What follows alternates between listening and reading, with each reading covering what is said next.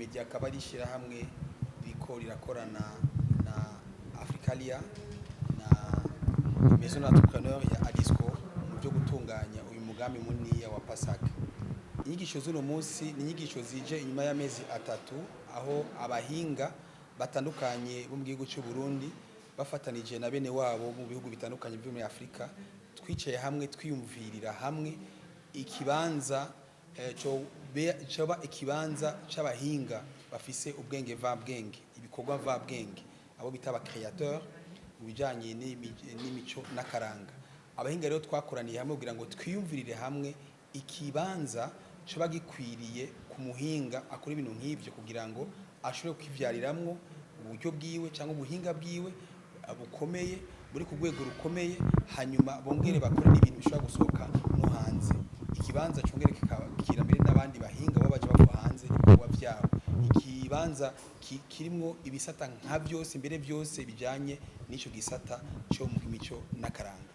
No munsi turiko turigira hamwe ingene ico kibanza coba kimeze, ibijanye n'amategeko coba kimeze gute, mbega coba ari kibanza kiri mu buryo bw'abantu bagiye hamwe cyo twita coopérative, mbega coba kishizwe hamwe na société entreprise commerciale, mbega coba kimeze gute, mbega ico kibanza coba gifise intumbero iyihe. Turazi ko ari intumbero yo gukora ibintu biteye ku rwego rukomeye cyane cyangwa nuvuga professionnel kandi byo mu buhinga vabwenge, ariko none tuvyumva kumwe, mbega tuzobikora gute?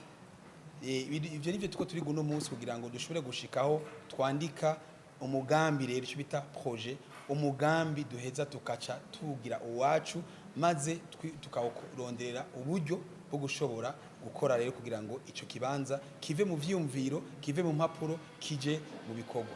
Uno munsi mu Burundi dufite ibibanza bitari bike abahinga bahuriramwo, ariko rero ibibanza byinshi uko mubizi byari bikomakomeye, byari ibibanza usanga ari by'abanyamahanga. Murazi Centre Jeune, murazi IFB, kera ari CCF, nivyo bibanza usanga bifise nuvuga ni uburyo bushobora gufasha umuhinga gukora neza. Mu nyuma hagiye haraza ibindi bibanza by'abahinga b'abarundi birazi biraterera muri ivyo bikorwa. Ubu rero tureko turiyumvira ikindi kibanza kitaza gukuraho ivyo ari bihari, ariko kiza nuvuga ni kibishigikira, kifise ubuhinga buniniya ishuto kwita le confort canke le cadre yuko umuhinga agiyemwo ashobora kuronka uburyo bwose bumworohe bimutuma yoroherwa gukora ivyo agubiye gukora. Ngomba kuvuga iki, hari usanga ugiye gukora ariko ugasanga uburyo buhari ntibugufasha gusohora icimviro cyawe nko wateza gusohora canke gusohora igikorwa cyawe nko wateza gusohora.